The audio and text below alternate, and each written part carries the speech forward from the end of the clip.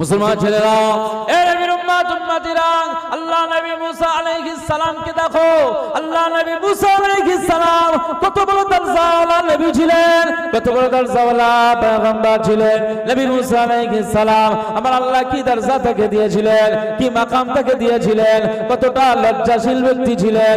আজ এই পৃথিবীতে মুসা আলাইহিস সালামের মতো এত লজ্জাশীল আমরা নই। আজ আমরা ওপেন কপি খাতের উপরে চেনটা টেনে চেনটা আমরা খুলে দিয়ে কপির উপরে পেশাব করতে শুরু করে দেই। আজ আমরা দাঁড়িয়ে পেশাব করা শুরু করি। না না না না, আল্লাহ আপনাকে আশরাফুল মাখলুকাত বানালেন, আল্লাহ আপনাকে সৃষ্টির সেরা বানালেন, শ্রেষ্ঠ বানিয়ে দিয়েছেন। আয় আব্দুল মুনাইম, সাবধান হয়ে যা, দাঁড়িয়ে পেশাব করবি না, কুকুরের মতো তোর স্বভাব থাকবে না। আয় আব্দুল মুনাইম, আমি আল্লাহ পাক জানিয়ে দিলাম, তোকে শৃঙ্খল করে দিলাম, তোকে রেস্ট্রিকশন করে দিলাম, তোকে রেজুলেশন করে দিলাম, তোকে কোরআন দান করলাম, তোর জন্য আমার পয়গম্বর মুহাম্মদুর রাসূলুল্লাহকে পাঠালাম। লাকাদ কানা লাকুম ফি রাসূলিল্লাহি উসওয়াতুন হাসানা। আমি আল্লাহ পাক আমিনার বেটা মুহাম্মদুর রাসূলুল্লাহ সাল্লাল্লাহু আলাইহি ওয়াসাল্লামকে উত্তম আদর্শের নমুনা করে পাঠিয়েছে। এ আব্দুল মুনাইম, আমার হাবিবুল্লাহকে দেখে পৃথিবীতে দিন যাপন করো। আমি আল্লাহ পাক জানিয়ে দিলাম, আমার হাবিব নবীকে দেখে পৃথিবীতে দিন যাপন করো। পৃথিবীতে তুমি দাঁড়িয়ে পেশাব করছো, কুকুরের স্বভাব নিও না, অন্য জাতির স্বভাব নিও না। তোমার হাবিবুল্লাহকে দেখো, মুহাম্মদুর রাসূলুল্লাহ সাল্লাল্লাহু আলাইহি ওয়াসাল্লাম আদর্শ নিয়ে তুমি পেশাব আর পায়খানায় চলে যাও।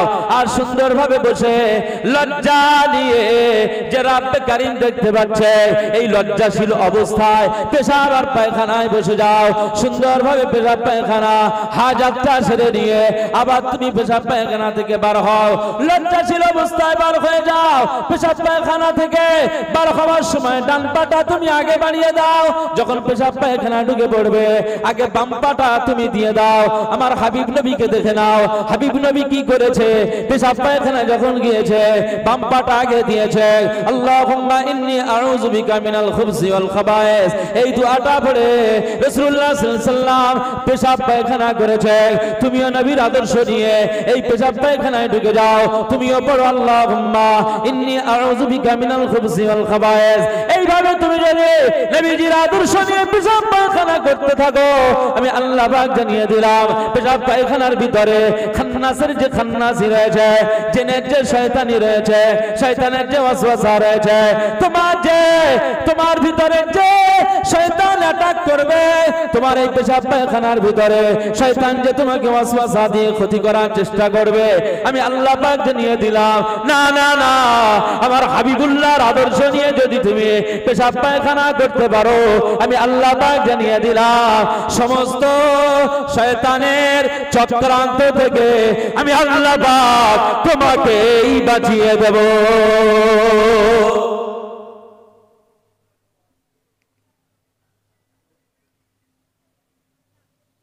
চেনটা টেনে দিয়ে পেশাব কপি খাত। এখন কপির দাম কত জানেন? 18 টাকা 20 টাকা করে দাম, ভালো কপি 15 টাকা। আর তুমি সেই কপির উপরে পেশাব ছাড়তেছো। এই আদবটাও তুমি শিখলে না এখনো। হ্যাঁ মুসলমান ছেলেরা, এ নবীর উম্মত উম্মতিরা, আল্লাহ নবী যখন পেশাব পায়খানা থেকে হাজারটাকে কমপ্লিট করে নিয়ে যখন আবার ডান পা বার করে দিতেন, তখন রাসূলুল্লাহ পড়তেন গুফরানাকা আলহামদুলিল্লাহিল্লাযী আযহাবা আন্নিল আযা ওয়া আফানি। এইভাবে তিনি দোয়া পড়তেন। তুমি নবীজির আদর্শ নিয়ে পেশাব পায়খানা থেকে যখন বার হবে, ডান পাটা বার করে দাও। এই দোয়াটা তুমি পড়তে থাকো, গুফরানাকা, এই পেশাব পায়খানার মাঝখানে আমি যে অন্যায়গুলো করেছি, আল্লাহ তোমার কাছে আমি ক্ষমা চাইছি, তুমি ক্ষমা করে দাও, তুমি মাফ করে দাও। অনেক ছেলে মেয়েরা দেখবে পেশাব পায়খানা করে হয়তো অনেক নোংরা চিন্তা ভাবনা করে থাকে, অনেক ওয়াসওয়াসা তার ভিতরে থাকে। পেশাব পায়খানায় গিয়ে বসে বসে অনেক সময় নিজের নফসটাকে কন্ট্রোল করতে পারে না, অনেক নোংরা নোংরা কাজে জড়িয়ে যায়। তাই রাসূলুল্লাহ সাল্লাল্লাহু আলাইহি ওয়াসাল্লাম আমাদেরকে আদর্শ দেখিয়ে দিলেন, এই আদর্শ মোতাবেক জীবন যাপন করো, নিজেকে লজ্জাশীল বান্দা বান্দি তৈরি করে নাও। আমার আল্লাহ পাক বলে যদি তুমি লজ্জাশীল বান্দা বান্দি করতে পারো, আমি আল্লাহ পাক জানিয়ে দিলাম বিনয়ীদেরকে পছন্দ করে, লজ্জাশীলদেরকে পছন্দ করে, নম্রতাদেরকে পছন্দ করে, আমি আল্লাহ পাক জানিয়ে দিলাম এই পৃথিবীর জমিনে যারা তাকাব্বুরি করেছে বসিয়ে দিয়েছি জমিনের উপরে। না না, যারা তাকাব্বুরি করেছে আমি আল্লাহ পাক তাদের সমুদ্রের ভিতরে চুবিয়ে দিয়েছি। যারা তাকাব্বুরি করেছে আমি আল্লাহ পাক পৃথিবীতে নাস্তানাবুদ করে দিয়েছি। কিন্তু যারা নমনীয়তা হয়েছে, যারা লজ্জাশীল হয়েছে, আমি আল্লাহ পাক জানিয়ে দিলাম নমনীয়তা আর লজ্জাশীলের মাঝখানে আমি তাদেরকে আবু বকরের অনুসারী বানিয়ে দিয়েছি। একটু জোরে বলতে পারলেন না সুবহানাল্লাহ? মুসলমান ছেলেরা, এ নবীর উম্মত উম্মতিরা, আল্লাহ নবী মুসা আলাইহিস সালাম এত লজ্জাশীল ব্যক্তি ছিলেন, এত পাওয়ারফুল নবী হওয়ার পরেও এত লজ্জাশীল ছিলেন। শুধু লজ্জাটা কাকে করতেন? মানুষকে। না না না, শুধু মানুষকে লজ্জা করলে হবে না, আমার আল্লাহকে আগে লজ্জা করতে হবে। আগে আমার আল্লাহকে লজ্জা করতে হবে। অনেক মহিলাদের দেখবেন হুজুর হেঁটে আসছে, এতক্ষণ কাপড়টা ছিল না, এতক্ষণ ওড়নাটা গায়ে ছিল না, হুজুর হেঁটে আসছে, হাজী সাহেব হেঁটে আসছে, এতক্ষণ আমার গায়ে কাপড় ছিল না, হুজুর হাজী সাহেব আলেম হাফেজ আসছে বলে এবারে আমার কাপড় কথার কথা মনে পড়লো, এবার কাপড়টা মাথায় দিয়ে দিলাম। এই লজ্জাটা লজ্জা বলে না। লজ্জা হতে গেলে আগে আল্লাহর সাথে লজ্জা করো। যদি ভয় করতে হয় হুজুর আলেমকে আগে নয়, আগে ভয় করতে হবে আমার আল্লাহকে। তাই আমার আল্লাহ পাক বলে তোমরা পৃথিবীর জমিনে ইত্তাকুল্লাহ, আমি আল্লাহ আমাকে ভয় করো, আমার ভয়ের সাথে তোমরা চলাফেরা করো। আমার ভয় তোমার ভিতরে থাকলে তোমার মনটা কখনোই পড়বে না, তোমার বুকের কাপড় কখনোই তোমার বুক থেকে সরবে না, তোমার মাথার হিজাবটা কখনোই তোমার মাথা থেকে সরে যাবে না। আমি আল্লাহ পাক জানিয়ে দিলাম ইত্তাকুল্লাহ, আমাকে ভয় করো। আমি আল্লাহ পাক জানিয়ে দিলাম যদি তুমি আমাকে ভয় করতে পারো, আমার ভয় যার ভিতরে বিরাজ করে, আমার ভয় যার অন্তরে ঢুকে যায়, আমি আল্লাহ তাকে জানিয়ে দিলাম খাজা গরিবে নামাজের মতো মাইনুদ্দিন না হতে পারলেও, নিজামুদ্দিন আউলিয়ার মতো আউলিয়া না হতে পারলেও, কাজী সানাউল্লাহ পানিপতির মতো একজন মুফাসসির না হতে পারলেও, যার ভিতরে আদর্শ রয়েছে, যার ভিতরে এই তাকওয়া রয়েছে, যার ভিতরে ভয় ঢুকে গিয়েছে, আমি আল্লাহ পাক জানিয়ে দিলাম খাজা মাইনুদ্দিন যে কাতারে, আবু বকর যে কাতারে, নিজামুদ্দিন আউলিয়া যে কাতারে, কাজী সানাউল্লাহ পানিপতি যে কাতারে, হাসরের ময়দানে আমার বান্দা বান্দি তোমার হৃদয়ে যদি ভয় ঢুকে যায়, তোমাকেও আমি আল্লাহ হাসরের ময়দানে ওই কাতারে শামিল করে দেব। একটু জোরে বলতে পারলেন না সুবহানাল্লাহ? ঠান্ডার ভিতরে কি আপনারা খুব জেবড়ে গেছেন নাকি? আমার আলোচনা যা করছি কি খারাপ লাগতেছে নাকি? কোরআন হাদিসের উপর আলোচনা হচ্ছে। এই যে আমি কথাগুলো বলছি, আমি নিজেও জানি না যে আমি এই কথাগুলো বলতে পারছি কি। মুসলমান ছেলেরা, এই নবীর উম্মত উম্মতিরা, সূরা রহমানের প্রথম অংশগুলো দেখুন। আর রহমান আমার আল্লাহ নিজের সিফাতটাকে ব্যবহার করে বললেন আমি আল্লাহ দয়ালু দয়াবান, আমার মতো কেউ দয়ালু দয়াবান নাই। আর রহমান আল্লামাল কোরআন, আমি আল্লাহ তোমাদেরকে কোরআন শিক্ষা দিয়েছে। আমি আল্লাহ পাক তোমাদেরকে এরপরে রবসানে আরো জানিয়ে দেই খলাকাল ইনসান, পৃথিবীর জমিনে ইনসানকে আমি আল্লাহ বানিয়েছে। এরপরে আমার আল্লাহ পাক বললেন আল্লাহ মাহুল বায়ান, আমি আল্লাহ পাক জানিয়ে দিলাম এই মনুষ্য জাতিকে কথা বলার শক্তি আমি আল্লাহ দান করে দিয়েছি। আমার বান্দা বান্দিরা, আমি আব্দুল মুনাইম এই যে বক্তব্য দিলাম, বক্তব্য রানিং রয়েছে, বক্তব্য জারি রয়েছে। এই বক্তব্য দেওয়ার ক্ষমতা আমার আল্লাহ দিয়েছে, আমার আল্লাহ ছাড়া কেউ দেয়নি। আমার আল্লাহ তাই আমাকে যেমন ভাবে বলাচ্ছেন আমি তাই তেমন ভাবে বলতে চাইছি, আমি তেমন ভাবে বলছি। এর বিলম্বাত উম্মতিরা, আমার আল্লাহ পাক বলেন আল্লামাহুল বায়ান, তোমাকে বোবা করে নাই, তোমাকে বোবা করে নাই, আমি আল্লাহ কিছু কিছু বান্দাদেরকে বোবা করে রেখেছে। এটা কেন করলাম? এটা কারণটা হলো তোমাদেরকে যে কথা বলার শক্তিটা দিলাম, বোবাকে দেখে তুমি নিজেকে বিচার করবে। আল্লাহ যদি আমাকে বোবা করত, আমি কথা বলতে পারতাম না, আমি মানুষের সাথে গল্প করতে পারতাম না, আমি মানুষের সাথে নিজের ভাব প্রকাশ করতে পারতাম না, কিন্তু আমাকে বোবা করেনি। বোবা গ্রামের ভিতরে 1 2 জন 5 জন হয়, কিন্তু সবাই তো আর বোবা নয়। আবার আল্লাহ পাক জানিয়ে দেন, বোবাকে দেখে নিজেকে শিক্ষা নাও। তোমাকে যদি আল্লাহ বোবা করত, তুমি কথা বলতে পারতে না। আমার বান্দা বান্দিরা, আল্লাহ পাক সূরা রহমানে জানিয়ে দেন আল্লামাহুল বায়ান, আমি আল্লাহ পাক জানিয়ে দিলাম, তোমাদের বর্ণনা করার শক্তি দিয়ে দিলাম, তাই তোমরা কথা বলতে পারো। আমি আব্দুল মুনাইম এখানে যে কথাগুলো বলছি, আমার আল্লাহ শক্তি দিয়েছে তাই বলতে পারছি। এর উম্মাত উম্মাতিরা, এক একটা মানুষ দেখবেন 60-70 বছর পর হয়ে গেল, কথা বলছে কথা বলছে কথা বলছে, কিন্তু একটা সময় আসে ওই মানুষটার শরীর অসুস্থ হয়ে যায় আর বিছানা শয্যাশায়ী হয়ে যায়। মরণের 1 মাস 1.5 মাস আগে বিছানায় শুয়ে রয়েছে, কথা বলতে পারে না, চোখ খুলতে পারে না, নানা হাত পা বাস হয়ে গেল। এরকম মানুষ আমাদের গ্রামে অনেক সময় মৃত্যুর আগে দেখি না। এ নবীর উম্মাত উম্মাতিরা, মৃত্যুর আগে 15 দিন বিছানায় শুয়ে রয়েছে, হাত নড়ে না, পা নড়ে না, চোখ খুলতে পারে না, শুধু জবানটাও বন্ধ হয়ে গেল, আর তার শুধু শ্বাস প্রশ্বাসটা আসা যাওয়া হচ্ছে।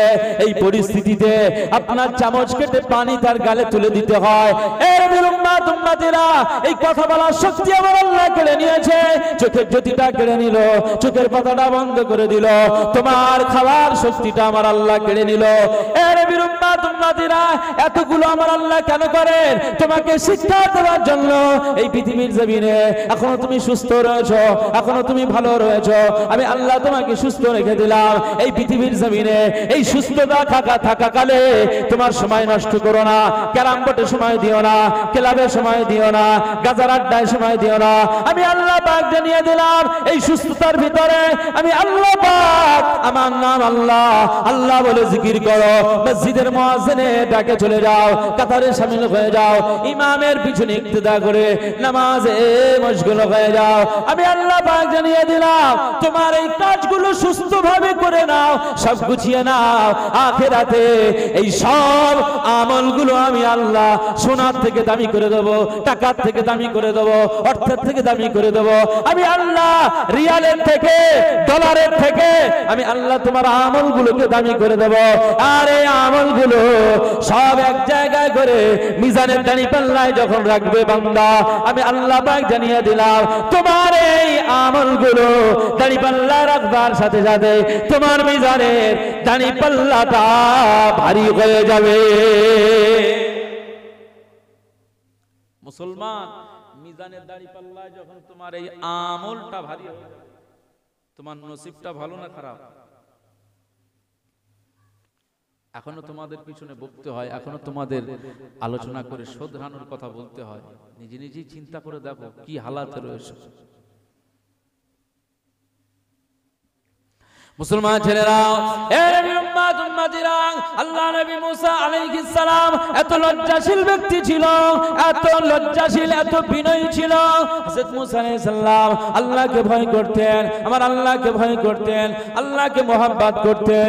জীবনে তার শরীরের কোনো অংশ দেখাতেন না, নিজের শরীরের কোনো অংশ দেখাতেন না, আলগা করতেন না, কাপড় আলগা করে দিতেন না, সব সময় শরীরের পোশাক আশাকগুলো ঢাকা দিয়ে ঘুরতেন। আল্লাহ নবী মুসা আলাইহিস সালাম এইভাবে নিজের শরীরটাকে সব সময় ঢেকে ঢেকে ঘুরতেন। আজ মহিলারা যে বোরখাগুলো পরে, এরকম বোরখার মতো নবী মুসা আলাইহিস সালাম সব সময় ঢেকে ঢুকে ঘুরতেন। আর নবী মুসা আলাইহিস সালাম রাস্তা দিয়ে যখন যেতেন, আর সেই সময় জনগণেরা, ফিরাউনের লোকেরা বলতে থাকে, বনি ইসরাইল কওমের জাতিরা বলতে থাকে, মুসা আল্লাহর একজন নবী হয়ে আমার আল্লাহ তার শরীরটা শ্বেত করে দিয়েছে, তার শরীরে বসন্ত রোগ করে দিয়েছে, গোটা শরীরটা পোকামাকড় রয়েছে বলে, গোটা শরীরটা খারাপ বলে নবী মুসা আলাইহিস সালাম নিজের শরীরটা দেখান না, নিজের শরীরের কোনো অংশ কাউকে দেখান না, গোসলখানায় পর্যন্ত নিজের শরীরটাকে ঢেকে ঢুকে গোসল করতেন। এর উম্মত উম্মতিরা, আল্লাহ নবী মুসা আলাইহিস সালাম যখন এইভাবে চলাফেরা করতেন, বনি ইসরাইল কওমের মানুষেরা নবী মুসাকে তাকমা দিয়ে দিল যে শরীরে হয়তো কোনো রোগ রয়েছে, শরীরে হয়তো কোনো পচন ঢুকে গিয়েছে, শরীরে হয়তো শ্বেত রোগ, আমরা যেটা বলি পাথর লাগা, পাথর লাগা, এই শ্বেত রোগ রয়েছে বলে আল্লাহ নবী মুসা আলাইহিস সালাম নিজের শরীরটাকে কাউকে দেখান না।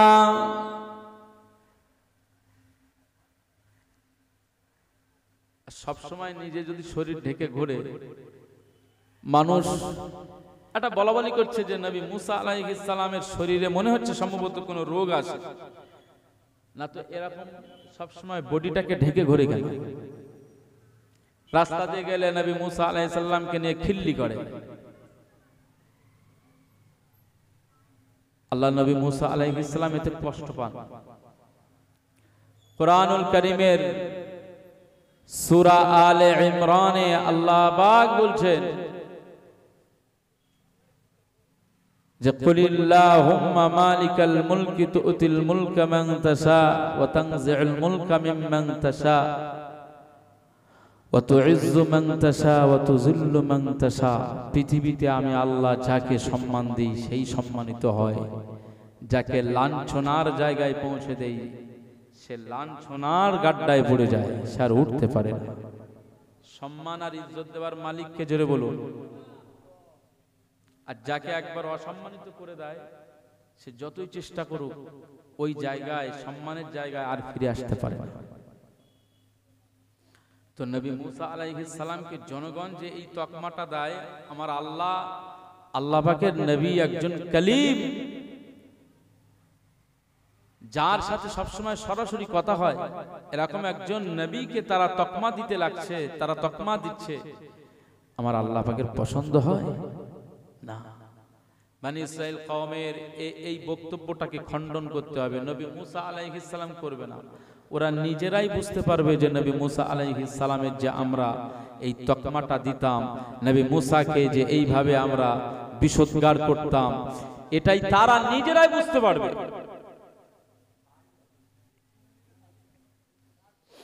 মুসলমান ছেলেরা, এর উম্মত উম্মতিরা, কিতাবের ভিতরে এসেছে, তাফসীর খুলুন, প্রত্যেকটি তাফসীরের ভিতরে এসেছে।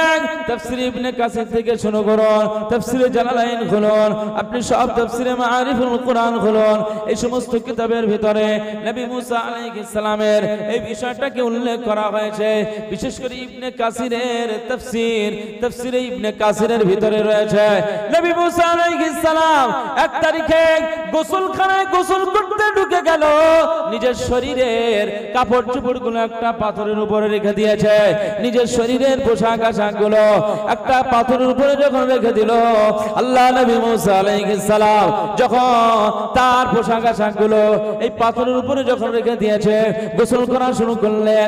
এমন সময় আমার আল্লাহর হুকুম জারি হয়ে গেল, আমার আল্লাহর নির্দেশ জারি হয়ে গেল, আমার সৃষ্টি পাথর, আমি আল্লাহ পাক তোমাকে নির্দেশ করি, তোমার উপরে যে মুসা নবী, আমার নবী মুসা আলাইহিস সালাম তার শরীরের যে পোশাকগুলো তোমার উপরে রেখেছে, এই পাথর আমি আল্লাহ পাক জানিয়ে দিলাম, তোমার এই পাথরটা তুমি নিজে নিজেই চলে যাও, চলে যাও, আমি তোমাকে পারমিশন দিলাম, আমি তোমাকে হুকুম করলাম, যাও চলে যাও।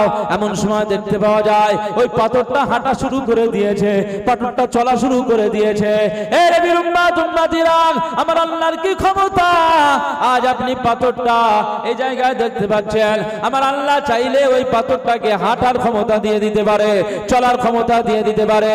এই নবীর উম্মত উম্মতিরা, আমার আল্লাহ পাক পাথরটাকে হুকুম জারি করে দিলেন, আমার পাথর যাও চলে যাও, তুমি অমুক জায়গায় চলে যাও। নবী মুসা আলাইহিস সালাম দেখতে পেলেন আমি যে জায়গাটায় যে পাথরের উপরে নিজের পোশাক আশাকগুলো রেখেছিলাম, ওই পোশাক আশাকগুলো আর পাথরের উপরে দেখতে পাওয়া যায় না, ওই পাথরটাকেও দেখা যায় না। আল্লাহ নবী মুসা আলাইহিস সালাম সেই সময় গোসলখানা থেকে একটু কি মারলেন, দেখতে পেলেন পাথরটা আস্তে আস্তে চলে যাচ্ছে। আল্লাহ নবী মুসা আলাইহিস সালাম ওই পাথরটাকে ধরার জন্য ওই পাথরের পিছনটা অনুসরণ করতে লাগলেন। এই নবীর উম্মত উম্মতিরা, আল্লাহ নবী মুসা আলাইহিস সালাম ওই পাথরের পিছনে দৌড় দিতে শুরু করলেন। পাথরও চলতে লাগলো, নবী মুসাও চলতে লাগলো, পাথর চলতে লাগলো, নবী মুসা আলাইহিস সালাম চলতে লাগলো। আল্লাহ নবী মুসা আলাইহিস সালাম ওই আল্লাহ নবী মুসা আলাইহিস সালাম ছুটে ছুটে যান, পাথরও গতিতে চলে যান। এমন সময় এক জায়গায় বনি ইসরাইল কওমের জাতিগুলো এক জায়গায় তারা জড়ো হয়ে গল্প গুজবে মশগুল। এমন সময় দেখতে পাওয়া যায় ওই পাথরটা, ওই পাথরের খণ্ডটা ওই জাতির কাছে বনি ইসরাইল কওম এই সমস্ত মানুষদের পাশে গিয়ে পাথরটা থেমে গেল।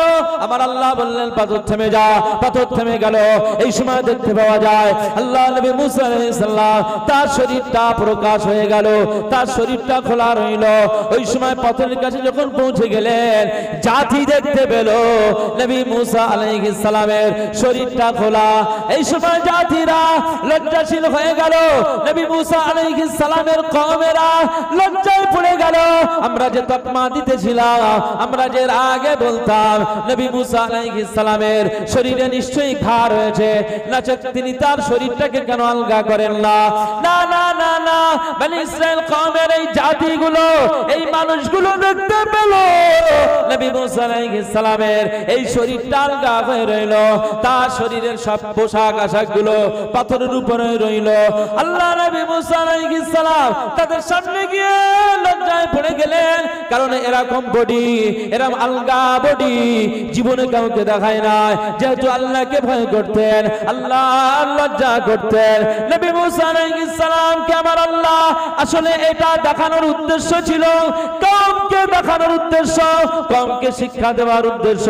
ওই কওম নবী মুসাকে গালি দেয়, নবী মুসাকে তারা তকমা দেয়, মিথ্যা তহমত লাগায়। এই জন্য আমার আল্লাহর ইচ্ছা হলো তোরা নিজেরাই দেখে নে নবী মুসার শরীরে কোনো দাগ নাই, কোনো ঘা নাই, কোনো শ্বেত রোগ নাই, কোনো পাথর নাই। আমি আল্লাহ নবী মুসা আলাইহিস সালামের শরীরটাকে পবিত্র শরীর করে দিয়েছি।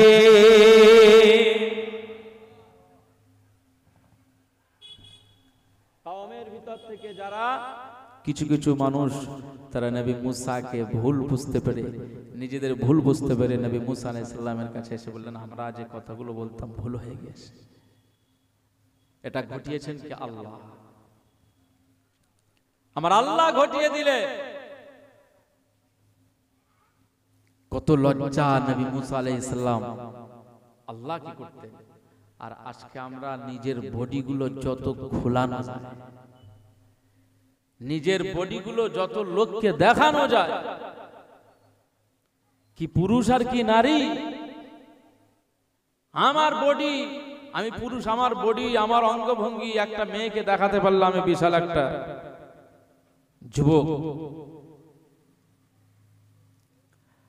আর কোন যুবতী মনে করে যে আমার বডিটাকে সুন্দরভাবে একটু কোন যুবককে দেখাতে পারলেই ব্যাস কেল্লা ফাতে, বাজিমাত হয়ে গেল। বলুন আস্তাগফিরুল্লাহ, বলুন আস্তাগফিরুল্লাহ। খুব সাবধান, আল্লাহকে ভয় করতে হবে, লজ্জাশীল হতে হবে, লজ্জা করে চলতে হবে, লজ্জা করে চলতে হবে, আল্লাহকে লজ্জা করে চলতে হবে। একবার দরুদ শরীফ আল্লাহুম্মা সাল্লি আলা সাইয়্যিদিনা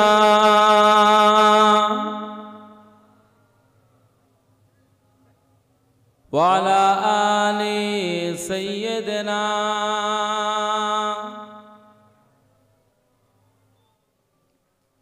আল্লাহুম্মা সাল্লি আলা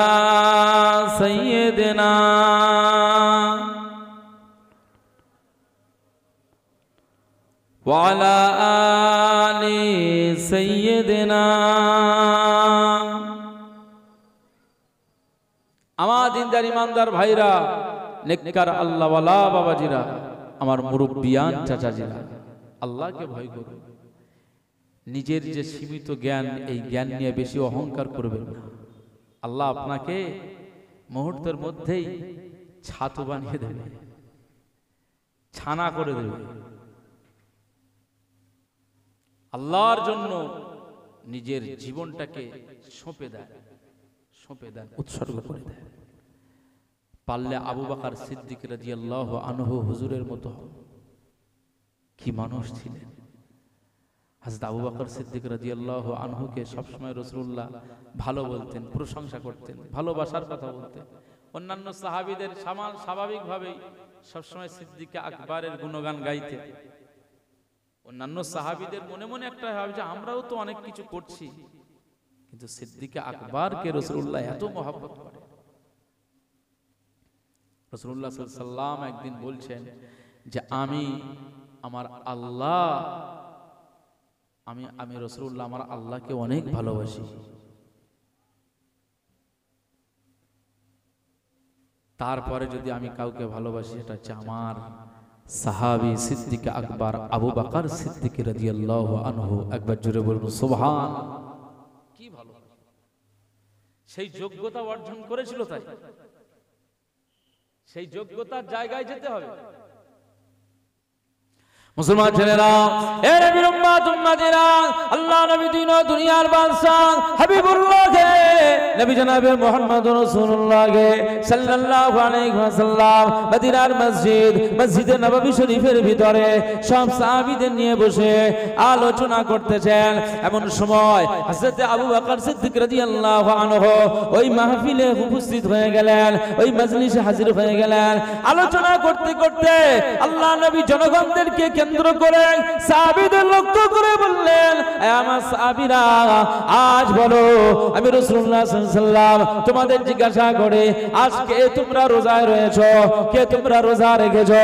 এ নবীর উম্মত উম্মতিরা, এই পৃথিবীর জমিনে আমরা বছরে একটা মাস রোজা ফরজ করে দেওয়া হয়েছে। বছরে একটা মাস রোজা আর 1.5 মাস পরে, আর 2 মাসের ভিতরে রোজা চলে আসছে। এই রোজাটা আসছে আলহামদুলিল্লাহ। বহু মুসলমানকে দেখবে সারা মাস ধরে জন্মের গেলা গেলে আর ঈদের ময়দানে প্রথম কাতারে হাজির হয়ে যায়। এই নবীর উম্মত উম্মতিরা, অথচ আমার আল্লাহ এই রোজাটা ফরজ করে দিয়েছে, অথচ এই ফরজিয়াত বিষয়টা আমরা লক্ষ্য করি না। এই নবীর উম্মত উম্মতিরা, আমার আল্লাহ পাক এই যে রোজাটা ফরজ করে দিয়েছে প্রত্যেককেই পালন করতে হবে। এছাড়া সারা বছর আপনি একটা করে রোজা রাখতে পারেন, সোমবারে করে রোজা রাখতে পারেন। সোমবারে কেন রোজা রাখবেন? সোমবার করে আমার মুস্তাফা দোজাহাকে আমার আল্লাহ সোমবারের দিনে আমার আল্লাহ জন্ম দিয়েছিলেন, পৃথিবীতে পাঠিয়ে দিয়েছিলেন। সোমবারে করে আপনি খুশি মানানোর জন্য, মিলাদুন নবী করার জন্য সোমবারে করে আপনি রোজা পালন করতে পারেন।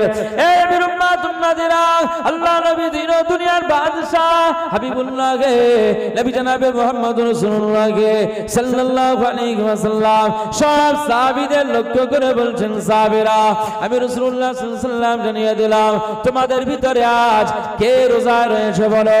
সব সাহাবীরা নিরুত্তর, সব সাহাবীরা চুপচাপ রয়েছেন। এর মাঝখান থেকে সিদ্দিক আকবর রাদিয়াল্লাহু তাআলা আনহু, হযরত আবু বকর সিদ্দিক রাদিয়াল্লাহু তাআলা আনহু হাতটাকে উঁচু করে দিয়ে বললেন, ইয়া রাসূলুল্লাহ, ইয়া হাবিবাল্লাহ, আজকে দিনে নফল রোজায় আমি আবু বকর সিদ্দিক রাদিয়াল্লাহু তাআলা আনহু আজকে দিনে আমি নফল রোজায় মশগুল রয়েছি।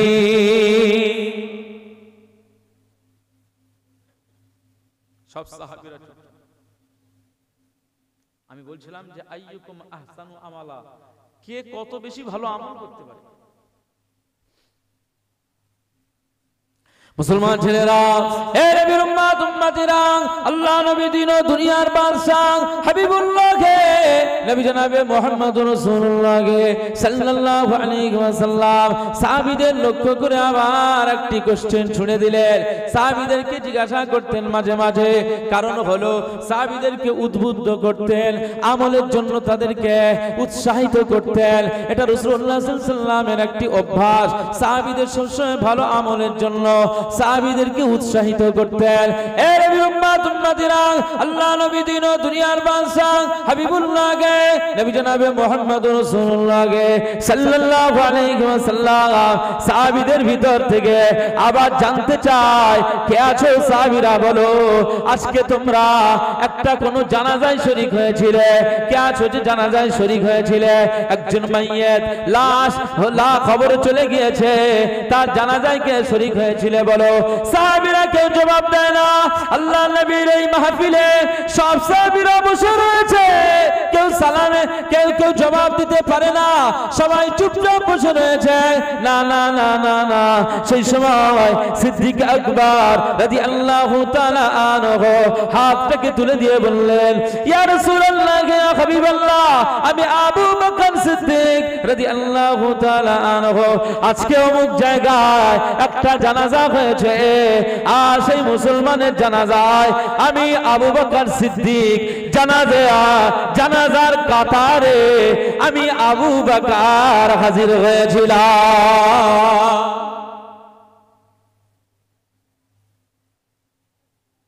যোগ্যতা অর্জন করেছিল।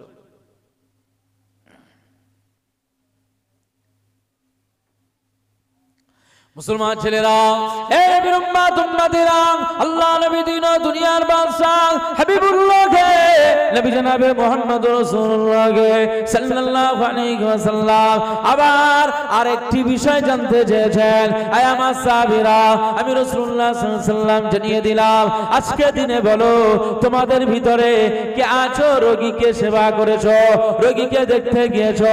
একটা অসুস্থ মানুষ যে তার আত্মীয় হিসেবে তুমি দেখতে গিয়েছো, ওই রোগীর পাশে গিয়ে তাকে সাহস জুগিয়েছো, রোগীকে তুমি সেবা করেছো, রোগীকে সাহস জুগিয়েছো। এমন একজন পেশেন্টকে দেখতে গিয়েছো, আমার কোন সাহাবী আছো বলো? না না না না, কোন সাহাবীদের জবাব পাওয়া যায় না। এই নবীর উম্মত উম্মতিরা, আজ আমাদেরকে মনে রাখতে হবে, শুধুমাত্র যে নামাজ রোজা ইবাদত নয়, হজ যাকাত ইবাদত নয়, এর পাশাপাশি তোমার খালামা বয়স হয়ে গিয়েছে, তোমার মায়ের মতো খালামা শরীরটা খারাপ, ওই খালামাকে আজ 55 বছর বয়স হয়ে গিয়েছে, 60 বছর বয়স হয়ে গিয়েছে, ওই খালামাকে দেখতে যেতে হবে। খালামা আজকে অসুস্থ, অসুস্থ মানুষকে দেখতে তোমাকে যেতে হবে। তুমি যেহেতু বনবো তাই তোমাকে যেতে হবে, খালামার শেফার জন্য দোয়া চাইতে হবে, তার পাশে গিয়ে বলতে হবে, খালামা তোমার শরীরটা কেমন আছে?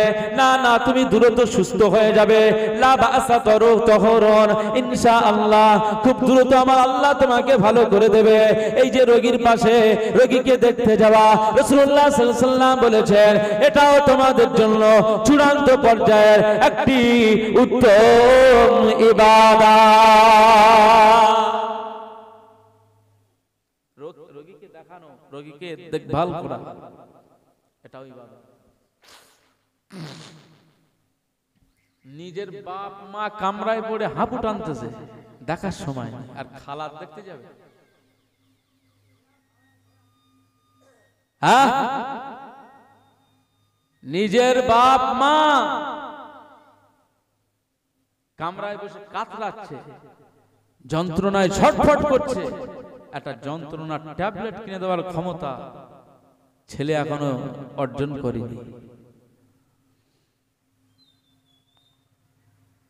এর নাম ইবাদত।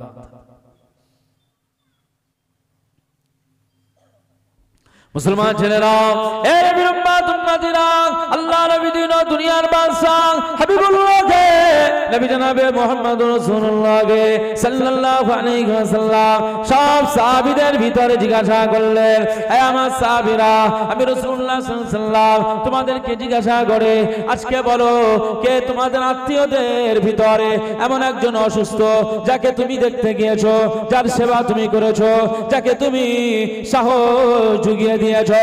এর নবীর উম্মত উম্মতিরা সেই সময় সব সাহাবীরা চুপচাপ রইলেন। সব সাহাবীরা নিরুত্তর, সব সাহাবীরা চুপচাপ, কেউ কোনো জবাব দেয় না। এমন সময় সিদ্দিক আকবর রাদিয়াল্লাহু তাআলা আনহু সেই সময় হাত বাড়িয়ে দিয়ে বললেন, ইয়া রাসূলুল্লাহ, ইয়া হাবিবাল্লাহ, আজ আমি আবু বকর সিদ্দিক রাদিয়াল্লাহু তাআলা আনহু এই কাজটাও, রোগীর সেবা করা, রোগীকে দেখার জন্য আমি আবু বকর সিদ্দিক আজকে দিনে এই কাজটাতেও আমি আবু বকর শামিল ছিলাম। জোরে বলতে পারলেন না সুবহানাল্লাহ?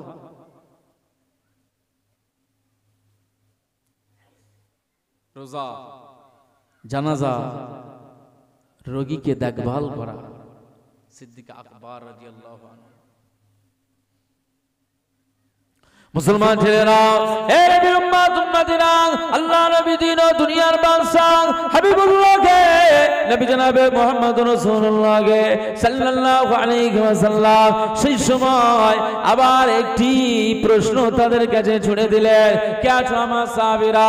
আমি রাসূলুল্লাহ সাল্লাল্লাহু আলাইহি ওয়াসাল্লাম আজকে এই সর্বশেষ একটি প্রশ্ন তোমাদের জিজ্ঞাসা করে, আজ আমি সর্বশেষ বিষয়টা তোমাদেরকে জিজ্ঞাসা করে, কে আছো আজকে দিনে গরিব অসহায় এতিম মিসকিন যারা এতিম মিসকিন, যারা অসহায়, আজ এই এতিম মিসকিনদেরকে অন্নকে তুলে দিয়েছো, তাদের গালে খাবারকে তুলে দিয়েছো। কোরআনুল কারীমের একটি আয়াতে কারিমা আপনাদেরকে শোনাচ্ছে।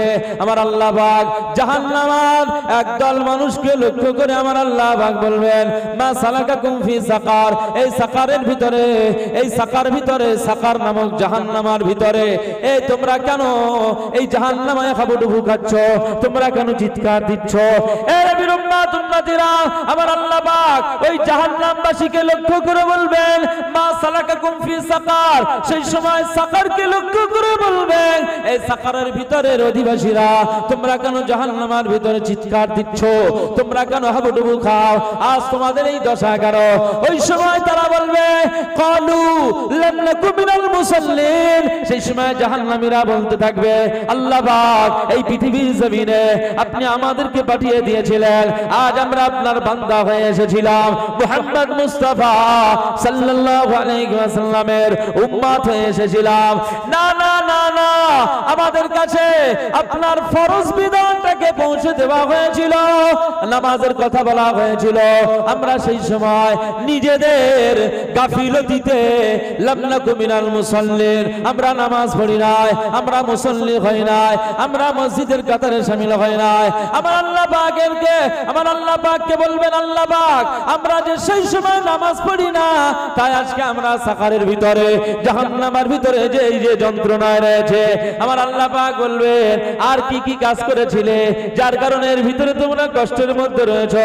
সেই সময় বলবে, ওয়ালা নাকুম নুতইমুল মিসকিন, সেই সময় ওই সাকারের ভিতরের ওই অধিবাসীরা বলতে থাকবে, আমার আল্লাহ পাক পৃথিবীর জমিনে আমাদের পাশের এতিম মিসকিন অসহায় যারা অভাবী ছিল, যারা গরিব ছিল, যারা এতিম ছিল, যারা মিসকিন ছিল, আমরা তাদেরকে অন্ন দেইনি, খাবার দেইনি, বরং এতিমের হক মারার জন্য আমি তৈরি ছিলাম, হকটাকে নষ্ট করার জন্য আমি তৈরি ছিলাম।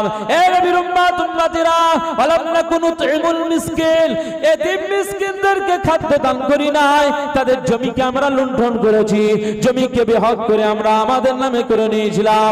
এ নবীর উম্মত উম্মতিরা, সেই সময় জাহান্নামের ভিতর থেকে চিৎকার দিয়ে কাঁদতে কাঁদতে বলবে, আল্লাহ পৃথিবীর জমিনে আমাদের দ্বারা এই কাজ হয়েছিল বলে আজ আমরা জাহান্নামের ভিতরে রয়েছি।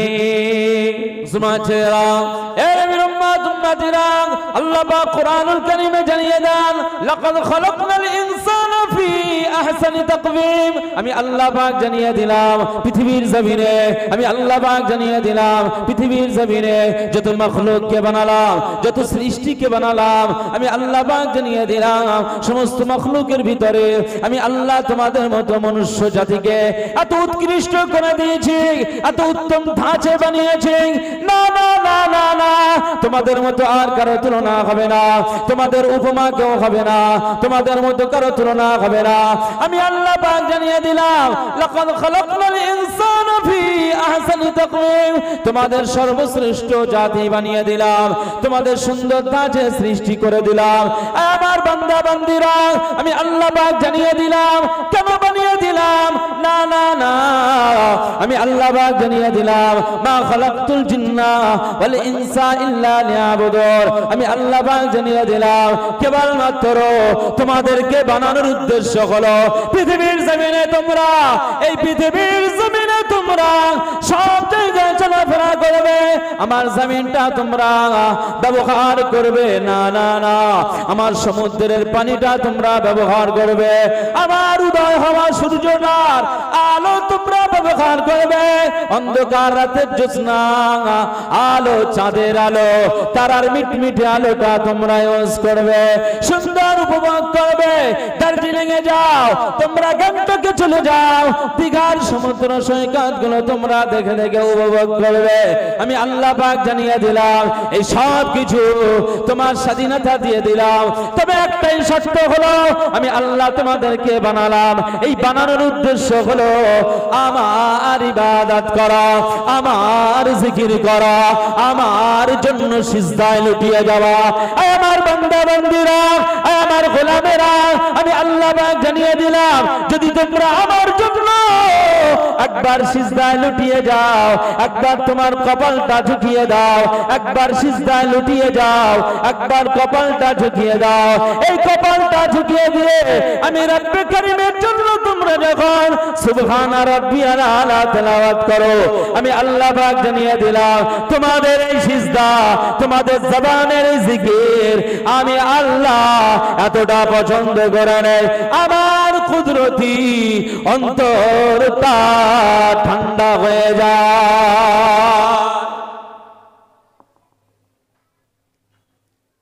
মুসলমান, আল্লাহ পাক আপনাকে কি বলেছেন বুঝতে পেরেছেন?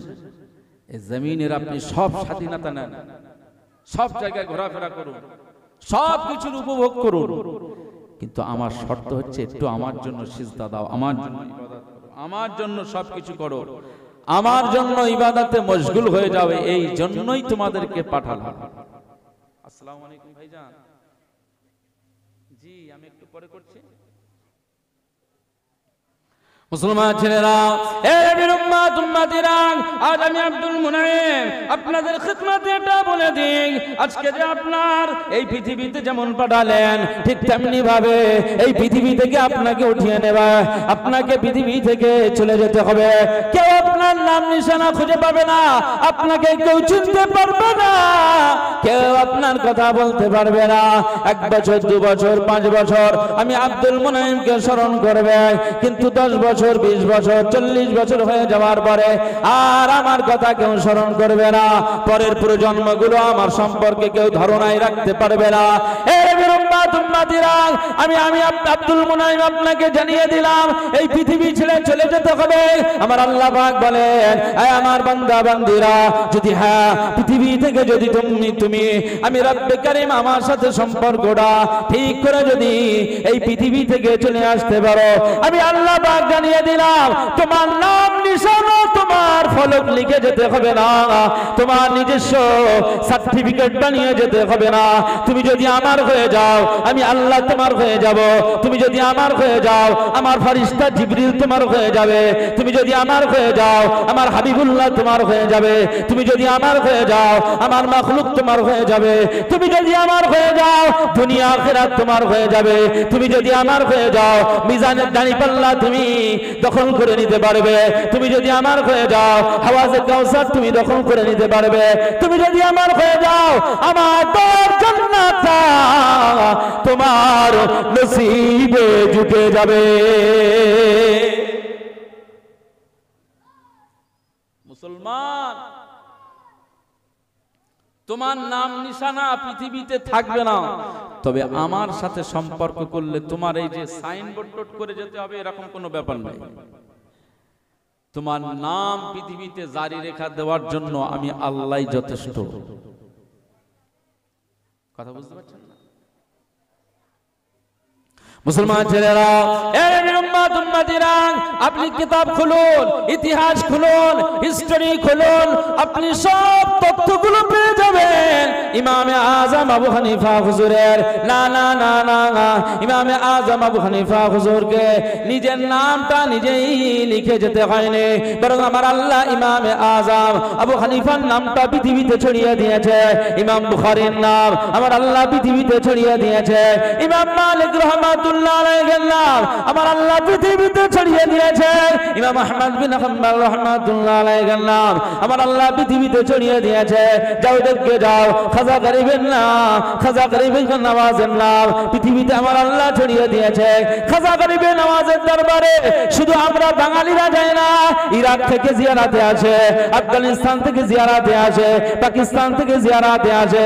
আজমির শরীফের মাজার শরীফে তামাম বিশ্বের বিভিন্ন দেশ থেকে মঈনুদ্দিনের কবর জিয়ারতের জন্য দাঁড়িয়ে যায়। মঈনুদ্দিন খাজা গরিবে নওয়াজকে এই নামটা লিখে যেতে হয়নি, আল্লাহ নাম ছড়িয়ে দিয়েছে। মুসলমান, তোমাকে সেইভাবে চলতে হবে। আজ আমরা দুনিয়ার মোহে চলছি, দুনিয়ার আকর্ষণে চলছি, দুনিয়া ছাড়া আর আমাদের ভালো লাগে না। দুনিয়ার এত নেশা, আল্লাহু আকবার, আল্লাহর ভুলে গিয়েছি।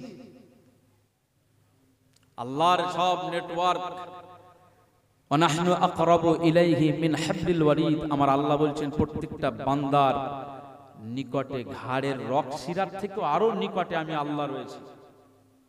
একবার জোরে বলুন সুবহানাল্লাহ। এই আপনি অপরাধ করছেন, আল্লাহ দেখতে পাচ্ছেন না? পাচ্ছেন না। আবার আপনি ভালো কাজ করছেন, সেটাও আমার আল্লাহ দেখছেন না? দেখেন। শরবত খাওয়ালে মানুষকে, সেটা আমার আল্লাহ যেমন দেখতে পান, ঠিক মদ বিতরণ করলেও আমার আল্লাহ সেটা দেখতে পান। তো শরবত বিতরণ করলে আমার আল্লাহ যে দেখতে পাচ্ছেন, এই দেখতে পাওয়াটাই আমার আল্লাহ খুশি না বেজার হবে? শরবত খুশি হবে। আর মদ বিতরণে আমার আল্লাহ নারাজ হবে। কিন্তু এখন মানুষ নিজের দল ভারী রাখার জন্য মানুষকে মদ বিলি করতেছে।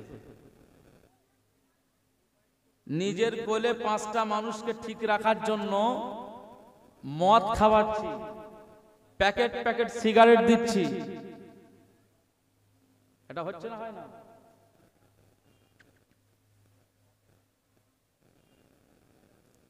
তার ফাংশন দেখার জন্য, নাইট ক্লাবে ঢোকানোর জন্য, বিভিন্ন স্পাতে নিয়ে যাওয়ার জন্য তার টাকা ঢেলছি তার পিছনে। এই নোংরা নীতি, নোংরা কাজে যে তুমি অংশগ্রহণ করছো, এটা আমার আল্লাহ দেখছেন না? দেখেন না?